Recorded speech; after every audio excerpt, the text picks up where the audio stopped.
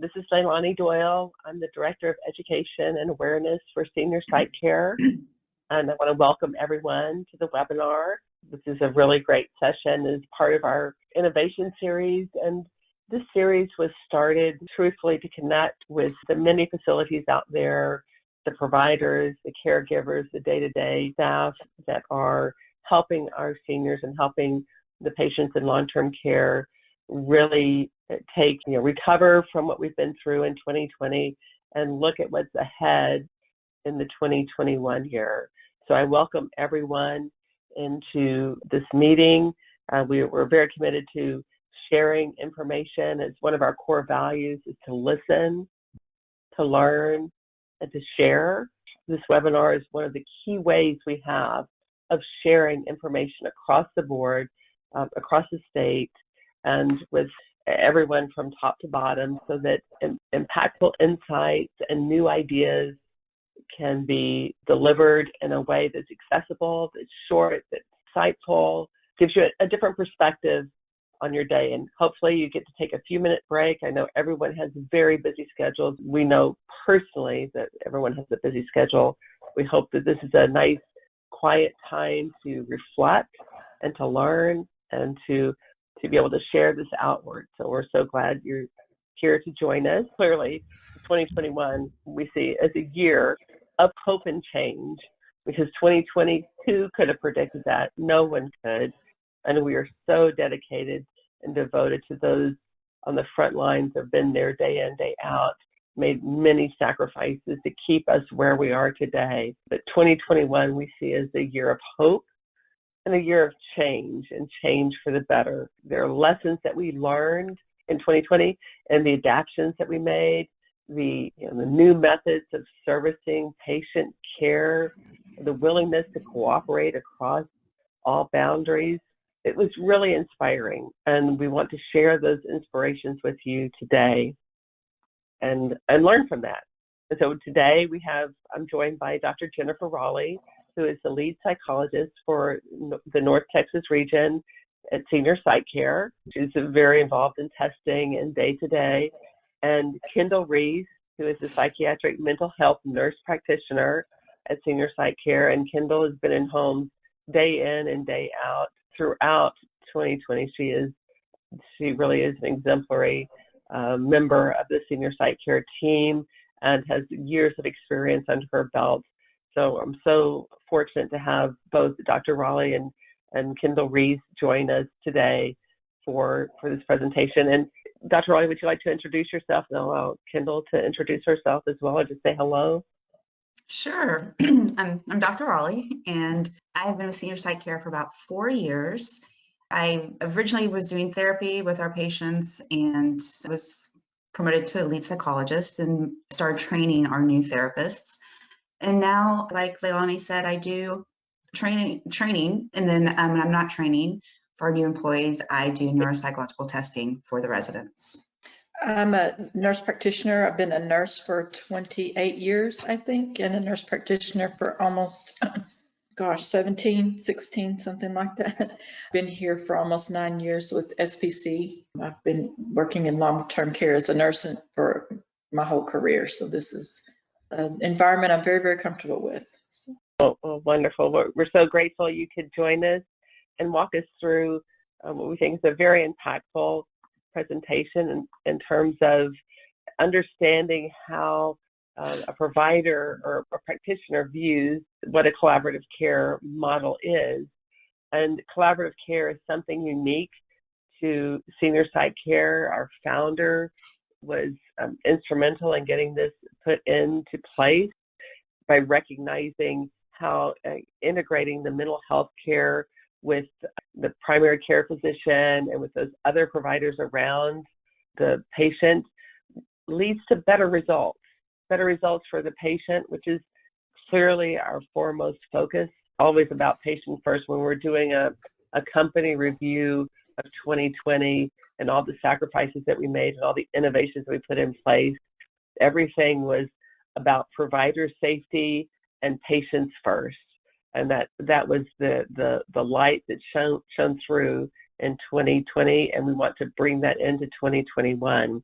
So having, a definition about what the collaborative care model is, because there's a lot of discussion about integrated care, but our unique practice of collaborative care is different. We have worked to promote the communication between all providers, not just the psychiatrists or the psychologists, the folks on our staff, the nurse practitioners, but also with the team at the facilities. We want to make sure that we get input from everyone, because that does create a model for success. And we've documented that model for success in over 80 independent studies there, totally controlled by the primary care provider, which you'll learn more about our interaction with primary care when we get into the session.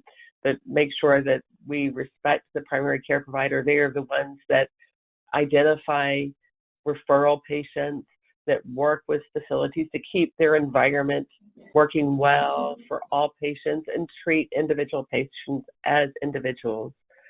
And then we strengthen this collaboration through a regular behavioral round, which is a unique practice of bringing together all the caregivers with regard to patients in a particular facility to go through behavioral issues and whatnot. And I am really just the director of education and awareness, and the experts on the phone will give you many more details. But I thought it was important to outline why collaborative care is different than the norm. It's different than the standard practice, and why it can yield better results for facility, for your patients, and for providers who are practitioners that are looking to expand their knowledge and really create a much more efficient and effective practice, which is what we all got into the business to do. And Kendall or Dr. Rawley, I would invite you to comment briefly before I go into the diagram about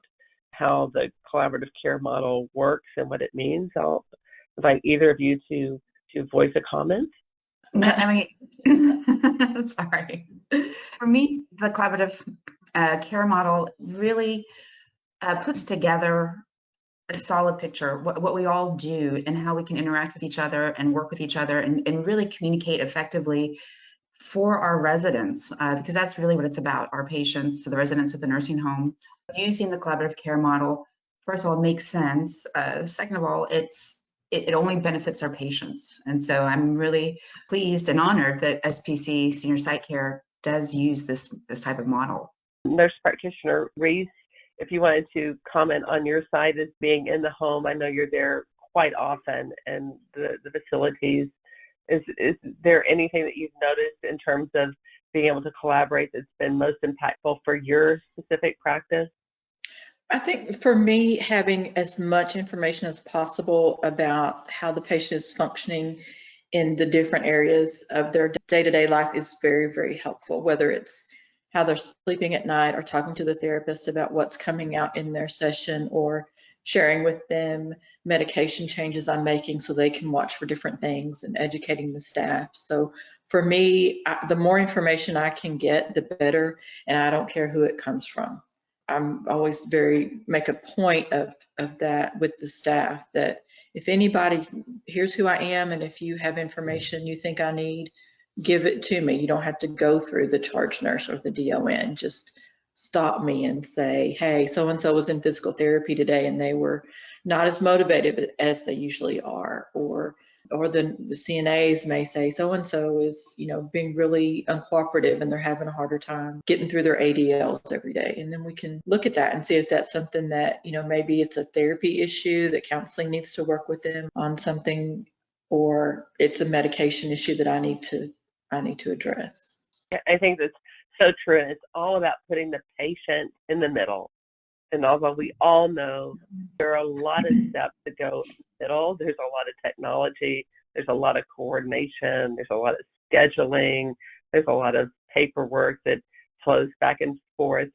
But the essence is the patient is at the middle, and they're getting the best care available through this cooperation and collaborative care model, which involves the primary care physician, the day-to-day nursing staff at the facility, the pharmacy staff in many cases, and then the relationship between psychiatry and therapy, psychology therapy, or other forms of therapy. I know there's many forms of therapy there. All of that working together to serve the patient, so that these individuals that are at the, in a very difficult time in their life, get the benefit of everything that they've worked for and what they deserved. So this is really an impactful difference and core to the Senior Psych brand values of delivering patient first, respectful, and reliable care for the patients. In terms of the benefits of collaborative care, I know that one of the things when I've interviewed both of you when we were preparing for this session, it was all about the interaction of this, but I'm going to call on Nurse Practitioner Reese to please talk a little bit further. I know you started this discussion on the interaction with other providers in the facility, but I thought that it might be nice for you to lead off this slide and talk a little bit about the interaction that you achieve on a day-to-day basis, because I know you're in some facilities quite often. So if you could lead us off there. Okay, I think my largest facility is in Fort Worth, and I'm there most days of the week, of the work week, and very much part of the team. I've been going there since we got the contract, so I know them very well, and we have people who have lots of very complex medical needs on top of perhaps multiple psychiatric issues, and I work closely with their counselor and the nursing staff, just on every level. We have different staff members. Sometimes we pull in from housekeeping to translate if we don't have another translator there, who can provide some good insights. And we work really hard to keep everything moving smoothly for the patient. And sometimes we don't. Sometimes we have a day like we did yesterday where someone was having a really hard time, and we had to just keep things calm while we got them moved out to an acute care hospital. They were having medical issues that were flared up, and that exacerbated their psychiatric issues. So we had to communicate with primary care, his nurse practitioner, me, the counseling staff, the CNAs to get them ready, the charge nurse, about information I wanted to be sure was passed on to the hospital, even the marketing, the liaison with the hospital to give some specific information and exertions about please don't take them off their psych meds when they go, or whatever it was. So so some days you have things like that where you're just on hand. Other days are quieter, but you're making changes or doing gradual dose reductions. And that's an opportunity just to do brief education for the staff. Here, I'm going to make this change, and here's why, and watch out for this or that. Or if I've increased something because of something that's been brought to my attention, it goes the other way. Let's watch for side effects or improvement or not, and then we need to get on that quickly. Sure. And Dr. Rawley, from a therapy perspective, I know you focus a lot of your time in testing, which is very helpful. But one of the things I thought was really interesting when we were talking is how you find different ways to engage with the staff to understand the patient's plan of care or method there. So I thought maybe you could share a little bit about that coordination and updating process that you've experienced firsthand. Oh, absolutely. Kendall, it's funny you mentioned the housekeeping staff. I have found testing or in therapy, a lot of information I get about my patients comes from them. They are with these patients usually a little bit longer than the nursing staff is, because they're cleaning the rooms, and they oftentimes have conversations, and they can provide a lot of information to me on top of what I get from the nursing home staff, the CNAs or the DON or social workers. And so that allows me to understand the patient a little bit better. And when providing recommendations in my testing, or when drawing up the care plan and the chart, I now have some more information I can go on, and it will help with therapy and with psych as well. Especially when the housekeeping staff or any staff member tells you their best time of day is at this time, or they really like it when you talk about this, or I get a lot of wonderful information from them. I had a patient, I think I've mentioned this before to a lot of the trainees for senior psych care, but she was absolutely lovely. And she always acknowledged you and smiled at you. However, she was in the memory care unit at the nursing home and she was nonverbal. But she could nod her head or shake her head if, I'd ask her a question. And I was trying to reach out to her better. Like I knew she was able to understand and she could communicate. I just didn't know how to. And I was able to go talk to the charge nurse and just ask him, how can I communicate better with this patient? And she told me that her husband, who's another part of the nursing home, would come in every afternoon and sit by this huge window that overlooked what it looks like to be a farm or something, and would just talk to her about what he saw. Those are birds. Those birds are lovely. And they held hands the whole time, and he just talked to her the whole time. And so that was a really neat piece of information that was so helpful for me with therapy with her. I knew we couldn't do talk therapy, but there was a way I needed to connect with her. And so I went up to her and started to explain what I had just learned. And as I began to ask her if I could hold her hand or sit next to her, she just held out her hand. And so we continued our therapy until she passed away. But we continued that every time I went out there. That was our therapy. And I would tell her things that I've seen, or I'd tell her things about my life, and she would acknowledge, and oftentimes with her eyes, just give me more, give me more. And it was just a wonderful experience with her.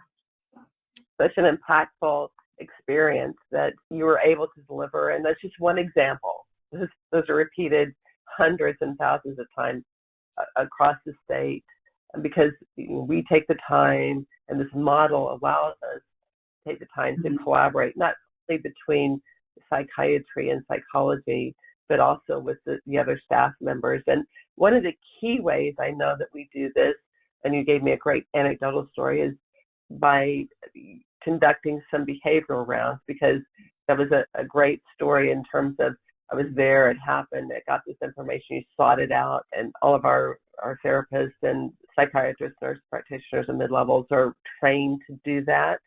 But we have a more formal process that helps make sure that happens in a bigger, broader way, and it brings in more providers, and that's called the behavioral rounds. So I thought it might be helpful for the audience to see what behavioral rounds are and how they're executed. So I thought, Nurse Practitioner Reese, if you could maybe walk us through a little bit about the behavioral rounds and how that is conducted in your facilities, or what you're familiar with from a senior psych care perspective. Well, we schedule it either monthly or quarterly, whatever the facility prefers. And we gather the treatment team around. It's me, the counseling staff, any physical, occupational, speech therapy that can attend. Usually it's the director of therapy, social worker, nursing, the DON, sometimes the MDS nurse, sometimes the nurse practitioner or the PCP will come. At one facility, they'll try to come when they're there. Occasionally, you'll even have the pharmacy consultant. If they're in the building that day, they may sit in for a little bit. And we get out our roster of patients and we go through them one by one. And if there's anything in particular we need to discuss, sometimes it's a matter of clarifying a diagnosis or really digging into the nitty-gritty of their behavior modification plan, care plan, if they're about to go home or if they're having issues, or just anything about their health mentally, but their physical health comes into it as well. There may be people who we're looking at transitioning from a locked unit to an open unit, or vice versa, or people who are moving to a different facility. So we'll just go through each one and talk about them. And by doing that, we all stay on the same page, and you're not having to talk to 5 different people and maybe get shades of one thing. And then if you want to be sure that you're educating the team about something in particular, whether it's a medication or a treatment modality or something, then that's a good way for everybody to be on the same page and get the same information at the same time, and to ask questions and get clarification. That's wonderful. And when you do behavioral rounds, does that also involve our therapy side, our psychology side? Yes, or is it, if they're in the same building, then they also attend, and that's very, very valuable. Wonderful. Yeah, I think working together, clearly we see that is the best balance for patient care and can actually lead to some gradual dose reduction there. One of the things that I think is really interesting is that oftentimes when we present or we talk to industry groups or whatnot, that there's not a clear distinction with many of the facilities or directors of nursing or folks out there about what's the difference between psychiatry and psychology and why it matters, because oftentimes you might believe that psychiatry is generally referred to maybe first because of behavioral issues and you're trying to get patients the right medication to help them adapt in their changing, a physical condition. But there's also psychology that will come in and provide the therapy needed to reduce that medication and assure a better quality of life, like Dr. Rawley spoke about in that very touching story of the patient. So in terms of psychiatry, nurse practitioner Reese, if you could maybe comment a little bit about the psychiatry and how that's used and how it's different from the psychology part. Well, psychiatry in this setting, we focus on medication management. And so we look at the medicine they're on to see if it's appropriate and at the right dose. If there are unnecessary medicines, we set out a plan to reduce them gradually and safely. If they need something else, we carefully put them on something new and monitor that closely. Having said that, if it's possible for my patient to engage in therapy first, and then I'm happy for them to do that. If they don't need medicine, that's the thrill of my day. I would love for a day to come. Nobody needs me. And some people, those first few weeks, and Dr. Rawley will attest to this, of entering in a nursing home, especially if you've never been in one before, that's a very difficult time. But sometimes after those few weeks, things settle out and they may not need the medication we thought they needed at first. So having counseling on board right away, even just to say, I'm here and we're going to be really getting into some nitty gritty eventually, but them knowing that they have two extra people on their team and that it's not all about here, take these medicines. It's, there's a way to help you work through some stuff if you're able to and need to. So while I prescribe medicine every single day, I'm happy to not do that if we can manage some things through counseling. Well, it's a wonderful, wonderful approach. And having had parents and grandparents and facilities because of dementia, I know firsthand that impact that it has. And lessening the medication can start getting the right medication or getting the right balance of interaction and medication. Really, you could see the person glimpses from time to time, and that was just a wonderful thrill. And Dr. Rawley, from your perspective in terms of psychology, I know you focus a lot on testing, which is a wonderful use of trying to pinpoint issues or identify best ways of communicating. But if maybe you could give us a brief definition of psychology. Well, the definition that you provided, it's a really good definition. One thing I always tell our new trainees is therapy with this population in the nursing home setting looks very different from therapy in a private practice or with another population. We have to be as creative as we can. A lot of times we have patients that do tire out, and so therapy, a 45-minute session, a typical clinical hour, just is not possible. Our therapy needs to be as creative as it can be, and really I always tell people, if you can think it, you can do it. So whether it's art therapy or music therapy or walking around with a patient, whatever means, and even talk therapy, of course, but whatever means we have, or you have, by all means, implement those. So our goal is to, like Kendall said, it is very rough the first few weeks that they're in the nursing home, and it's to reduce that anxiety and that sadness they have of having to change their lives in such a way that they've never experienced. So we definitely focus a lot the first few weeks on just that adjustment.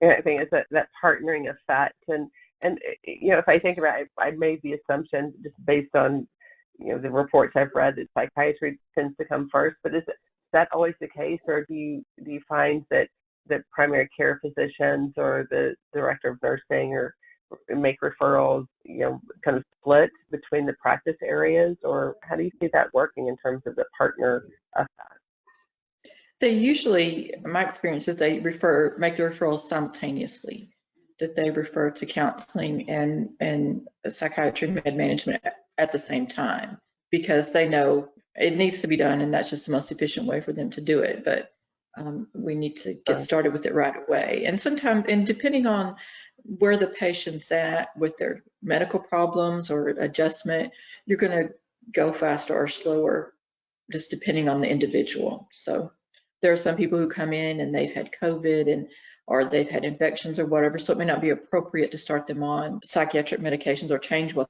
they're on at that moment because of their health issues. But counseling can jump right in and start getting to know them and establish a plan of care with them. So it's funny, I like it when psychiatry gets them first, because then I can see the medication that they're on, and it allows me to understand more their physical abilities or inabilities. It allows me to kind of see what has been working and what's not working. Right. So in terms of the testing and the specific practice areas in collaborative care, I know, Dr. Rawley, you do a lot in terms of testing, and does that testing that you do and help the psychiatry practice from a diagnosis or from a plan of care perspective? I hope it does. I would definitely say it probably does. With a lot of the testing, we can kind of see what level of dementia the patient may be in, whether it's the early stages or they're moving from one stage to another stage. It's a little bit more subtle. And so with the testing, it can really pinpoint with a little bit more accuracy where they are. And that way I can, talk to the nurse practitioners for that facility and just, hey, I noticed, before we had them at this level of dementia, but from this testing, it's pretty clear we're moving on to the next level. And so that allows them to start really thinking, do we need to increase certain cognitive enhancing medications? Do we need to add something? It allows them to be able to kind of put do their magic with medication, and it opens up that conversation we can have back and forth. Like, what exactly are you seeing? What's, how did you know they're moving from a different level? So we can really discuss further what I'm seeing and what the results of the testing provides. Right. It certainly seems that senior psych care is on the groundbreaking front of doing this. I know many practices are very isolated to either psychiatry or psychology, and by having this blend, it does help. But I know we work in facilities where there are other providers and they're providing each other service, and that doesn't stop our collaboration. That's a correct assessment. We certainly think it gives value. So we have a single team, a single standard of care. We have the same core values and the same methods that we follow and guidelines from a practice and a record keeping and all of that. But it does seem to be that this is a great practice. And Nurse Practitioner Reese, if you think about the psychiatry practice, I know you work in other homes that might have therapy or not therapy. Have you noticed a difference in having a senior psych care unified presence, or is it we're just committed to collaborative care and we're going to collaborate across the board? I collaborate whoever is in the building, so I have it both ways. I have one facility that has one single independent psychologist who treats a handful of patients in the building. She's the only one there. I have another building that has a senior psych care team in, and another building that has a different companies. So I set my standard is set by what we do in senior psych care. So I just kind of impose that on everybody else. And I make sure that I stop the other people and I communicate with them and say, what's going on with so-and-so? I'm seeing these people. Is there anything going on? So they know that the expectation is I'm going to tell them anything relevant that I'm doing, and I'm eager to hear anything relevant that's going on with them. So they'll text me. If we're there at the same time, we'll have a chat. I'll talk to the patient. Have you seen so-and-so lately? What's, is there anything you're working through in there? And that helps me to gauge how well if they're on medicine for things, is it working? And is it not? Right. And because I think it's important for the therapy team to know when I'm making med changes. So if they see something new or different or worse or better, they'll be able to help me keep track of that. The interesting thing that that I learned when I first started in this role was that one of our regional directors was formerly an administrator at a facility that took very difficult patients, and we had a super high hospitalization rate. And although we can't disclose, I do know that consistently the senior site care has a reduced hospitalization rate, which is something that gives such advantage to the facilities who suffer with the ups and downs of patients going to the hospital for mental outburst or behavioral outburst. So I thought that was a wonderful, wonderful story. And he pointed directly to this collaborative care model of taking the time, of working with the staff, of conducting the behavioral rounds as being the real incentive, such that he was able to reduce his hospitalization rate by about 35%, which for his facility was huge over a short course of time. And in addition, although we know that there are different reporting standards, they're measured by the state in terms of the use of psychotropic drugs, the gradual dose reduction rate that he was able to achieve. And if we look at it across the board in terms of facilities that adopt this collaborative care model with us, that they're able to achieve a right GDR rate or gradual dose reduction rate. Not every facility is the same, and not every facility is going to achieve the same, but we make certain that it's through this collaboration that is really the right reduction and the best case reduction we can. And we've got the statistics that we can share, but we can't share in a public format due to privacy concerns there. And, a point about that, I think when the director of nurses and the MDS people realize that we're on their side as far as the GDRs are concerned. I'm not married to any of these medicines, so I don't, if they can come off of them, I'm happy for them to do so, but we want to do it safely so they know that we're not, I'm not trying to keep them on medicine they don't need to be on. So when they realize, yeah, we are on the same side and we want to achieve the same goal, that just enhances that relationship and that trust we have for each other. Mm-hmm. So we think about how it works in action. I know, Dr. Rawley, you relayed one story. One of the things that I think you've also relayed to me is how you stop to talk to other providers, including physical therapists and others that are in the facility that help you better interact or give recommendations or help your team better interact with the patient and provide the proper therapy for these patients, which oftentimes the therapist is their lifeblood, right? It is what's really making the difference in their quality of life. And I know there was a story you told me about, a physical therapist that had given you some changes in gait or something of that nature that was helpful for you. So I thought maybe either of you could share a story about how that has related to improved care scenarios. Well, yeah. Part of the testing that I do calls for me to talk to the hospital staff. There's questionnaires that can either be filled out by family members, which I always try to talk to as well, and by staff members. And so for the testing purposes, I get information from the patient, from their perspective. And, I'm asking questions about ADLs and, with their ability. Do they need assistance with, transferring in and out of bed? Do they need assistance with going to the restroom? Whatever they need assistance with. And it's for me to hear the difference when the nursing home staff responds. And really, it can be one of my patients. I use the physical therapist because they spent so much time in physical therapy and they had a really good rapport.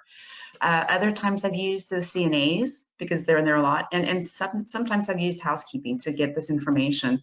So I have a baseline. I know what the patient thinks they can do. And then I have what the hospital staff thinks they can do.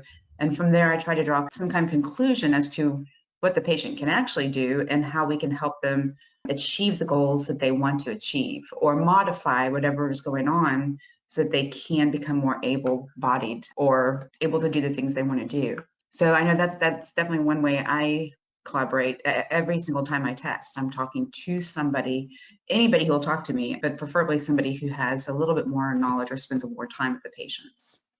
I think that's a wonderful thing and a key to our practice for sure. In addition to stopping to talk and that personal interaction. We all know that in 2020 we had to adapt in so many ways and bringing in alternative methods of communication. I know Kendall Reese had mentioned texting and always being available, and I know that's true because I've oftentimes connected directly with Kendall through text messages, even at late hours of the day. So I know that dedication there, but the ability to use technology to pull notes together in our system is an evolving way. If I think back to how we started this, 2021 is a year of hope because we're taking everything that we learned about how to serve these patients and put the patients first and provider safety first in 2020 and put that to use in a more normal environment when we've got vaccination programs out there and we've got, and go back to somewhat of business as usual. It's never going to be business as usual because now we know how effective using technology can be in sharing this information within our team and within an expanding universe there. So the ability to pull those patient notes into our system and provide insight on the evaluations and the progress and have regular evaluations at the higher level is a crucial step and one that we need to take forward. And I know that many of you had SAM device put in, which was our senior access machine, adaptive technology, which facilitated telemedicine. I know some of you may have used it. Therapy was more difficult, but I have spoken with some of our therapists that did rely on that. But in terms of your view of technology, Dr. Rawley, I know you're very much in tune with technology, and I didn't know if you had any comments about how this information is being shared out and how you're looking forward to taking it to the next level in terms of making notes available across our internal company. While you're talking, one thing that came to mind is when I do chart, whether it's for testing or therapy, I always look into see who the nurse practitioner is and what their previous notes stated. To me, it just provides valuable information from internally. Like I'm getting this wonderful information externally from the nursing home staff and from the providers at the nursing home, but now I get to see this patient from one of my coworkers' point of view. And to me, that's valuable information because we're in the mental health profession. There's a certain language I can understand their language very well, and it speaks closely and to what I speak. So it's in a way there's a more robust information that we can share because we use the same charting system and we oftentimes see the same patients. So for me, that has been wonderful help. I write my notes like to Dr. Rawley, as if I know that the other people are reading this. So it's not just about me. Okay, this is what I did. And I'm writing it down for my own information. It's here's what's happening. Here's what I'm doing and why I'm doing it, or here's what I'm not doing and why I'm not doing something, so that they can quickly understand where I'm at and what I'm seeing. And I read their notes as well, so I can see if things are emerging in their sessions that the patient's not revealing to me or that would be helpful for me. It's a very wonderful way to communicate because I can just pull up their note very quickly. Mm-hmm. It is going to be the way of the future for sure. And this whole virtual assistant concept, we developed it in 2020 very quickly. It's going to be around for the duration. It's not going anywhere. It's only going to get better, and it allows us to connect to the patient when we can't be there in person, or we can't have our therapy dogs there in the background giving us. It was okay. It was a great way to round it out and give us this. So I did want to thank both of you for attending and sharing information. The one thing I want to give the audience is that you're not alone. This whole model of collaborative care was established with senior side care was the hallmark of our foundation. It is something that we continue to evolve. It is not one and done. It is always changing and adapting with changing situations. And so you're not alone, and we work together for success for providers that are working here so they can grow their skills and hone their talents success for our facilities that contract with us, that can meet their state goals, and their families are happy and their patients are doing well and got a steady environment, and success for our senior population as a whole, because oftentimes they're not represented as well as they should be, because they built this country, and yet when they get to the certain age and demographic that's no longer attractive, they don't have that influence, and they don't have the capacity to speak for themselves. So together we can work for that success for this industry and for the welfare of the whole country, honestly, and the whole society that we work in. So I'm so proud to be able to be here and share this information out to the team. And please know, I would invite everyone to know that Senior Site Care is here to help. If you're a facility already under contract with us, you know how we work together. If you're not there, please reach out to us. We're happy to talk and see if there's a fit or see what your current situation is. We have, if you're a provider that's learning more about how this model can be interesting and help you develop your next skill set and take your practice to the next level and advance it in a flexible means, please reach out and talk to us. You can call us at the number here, or contact sbccares@sbchealth.com, because we really do care. And I want to thank everyone for attending. Dr. Rawley and Nurse Practitioner Reese, thank you so much for your contributions. You're very welcome. Thank you for having us. Good. Again, thank you all, and I will wish you all the best. I look forward to our next series, which should be in April, when we talk about an update on the vaccination program, how things are going. Everybody have a good afternoon. You too. Thank you.